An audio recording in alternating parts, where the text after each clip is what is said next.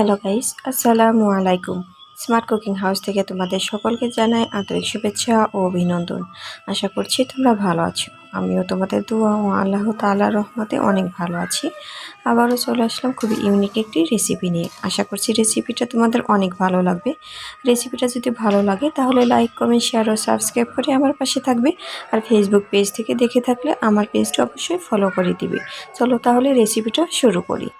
কিছু পরিমাণে ছোট মাছ নিয়েছি। এগুলো দেখতে বাটা মাছের মতো মনে হলেও এগুলো আসলে বাটা মাছ না, এগুলো হচ্ছে ছোট কাতলা মাছ। এখন কিছু পরিমাণে মরিচ বাটা, ধনিয়ার গুঁড়া, হলুদ গুঁড়া ও লবণ দিয়ে ভালোভাবে মেখে নিব। এবার ঢেকে নিব। ভাজার জন্য তেলের মধ্যে সবগুলো মাছ এক এক করে ছেড়ে দিয়েছি। এবার উল্টে পাল্টিয়ে সবগুলো মাছ ভেজে নেব। মাছগুলো ভাজা হয়ে গিয়েছে, এবার তুলে নেব।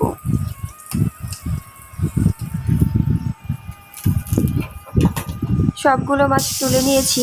এবার একই তেলের মধ্যে কিছু পরিমাণে আলু ভেজে নেব। আলুগুলো আমি লাল লাল করে ভেজে নেব।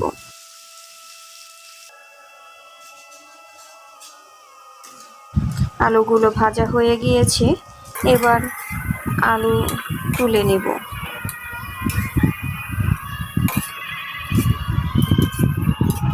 সবগুলো আলু তুলে নিয়েছি। এবার একই কড়াইয়ের ভিতরে আরও সামান্য পরিমাণ তেল দিয়ে ফোড়নের জন্য দিয়ে দিচ্ছি একটি তেজপাতা, মাঝখাতে ছেড়ে দিয়েছি, আর দিচ্ছি গোটা 2 জিরে। এবার হালকা করে নেড়ে চেড়ে কেটে রাখা পেঁয়াজ কুচি দিয়ে হালকা করে ভেজে নেব। পেঁয়াজ কুচি ভাজা হতে হতে এদিকে পাটায় বেটে নেব কাঁচামরিচ, পেঁয়াজ কুচি ও রসুন, আর দিয়ে দিচ্ছি সামান্য জিরা। এবার সামান্য পানি দিয়ে সবগুলো মশলা একসাথে বেটে নিব। আজ আমি যে রেসিপিটা শেয়ার করছি সেটি কাঁচামরিচ দিয়েই রান্না করব। কাঁচামরিচের তরকারি খেতে অনেক মজা লাগে। মশলা বাটা হয়ে গিয়েছে, এবার মশলা তুলে নিচ্ছি। মশলাগুলো তুলে নিয়েছি।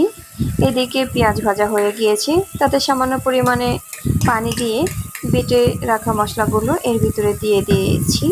আর দিয়েছি হলুদ গুঁড়া, ধনিয়ার গুঁড়া ও স্বাদ মতো লবণ। এবার নেড়ে চেড়ে হালকা করে ভেজে নেব। এতে করে যে মশলার কাঁচা গন্ধ থাকবে সেটি দূর হয়ে যাবে। কষিয়ে নেওয়া হয়ে গিয়েছে। এবার সামান্য পানি দিয়ে আরেকটু কষিয়ে নিয়ে ভেজে রাখা আলু এর ভিতরে দিয়ে নেড়ে চেড়ে মশলার সাথে আলু ভালোভাবে কষিয়ে নিতে হবে। কষিয়ে নেওয়া হয়ে গিয়েছে। এবার ঝোলের জন্য দিয়ে দিচ্ছি পরিমাণ মতো পানি। নেড়ে চেড়ে নিচ্ছি। এবার ঢাকনা দিয়ে ঢেকে বলক ওঠা পর্যন্ত রান্না করে নেব। বলক উঠে গেছে।